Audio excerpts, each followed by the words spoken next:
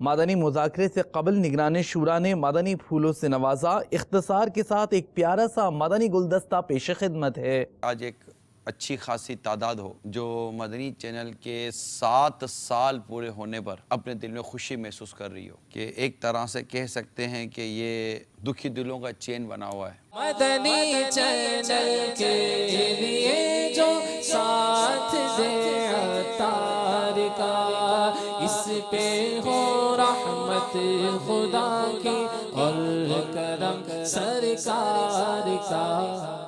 یہ واقعہ قوم عاد کے حوالے سے ہے۔ قوم عاد میں ایک شخص گزرا ہے، شداد، سرکشی اس کی عروج پر تھی۔ اسے دنیا میں ایک جنت بنانی چاہیے۔ جب یہ شہر مکمل ہوا، جب اس سے ایک منزل کا فاصلہ رہ گیا تو آسمان سے ایک ہولناک آواز آئی، جس سے اللہ تعالیٰ نے شداد اور اس کے تمام ساتھیوں کو ہلاک فرما دیا اور اپنی بنوائی ہوئی جنت کو وہ دیکھ نہ سکا۔ ایک شخص نے اپنی بیوی کو طلاق دے دی۔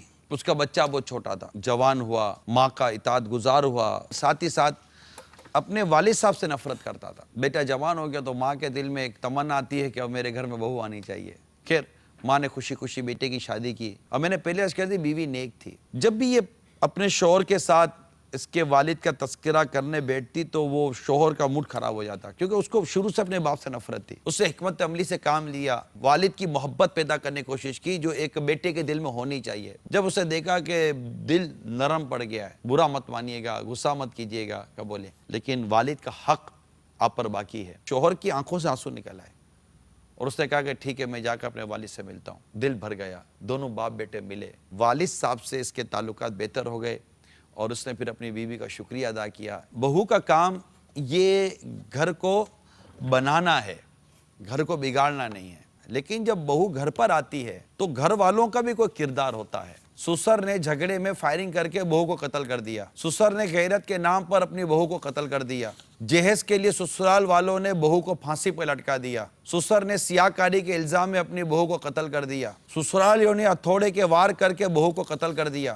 اس کے اوپر ظلم کرتے ہیں، زیادتی کرتے ہیں، اس سے مطلب ماسیوں جیسا، جیسے کہ گھر میں کام والی آئی ہے، بہو نہیں آئی، گھر میں کام والی، اسے سلوک کرتے ہیں۔ کاش ایک کاش، کیا بہو کیا سسرال، یہ دونوں اپنی ذمہ داریاں پوری کریں۔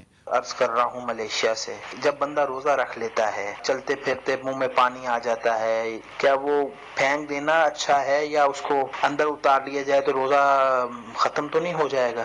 تھوک بننے کا جو عمل ہے یہ ایک فطرتی عمل ہے، تو تھوک نگلنے سے تو روزہ نہیں ٹوٹتا۔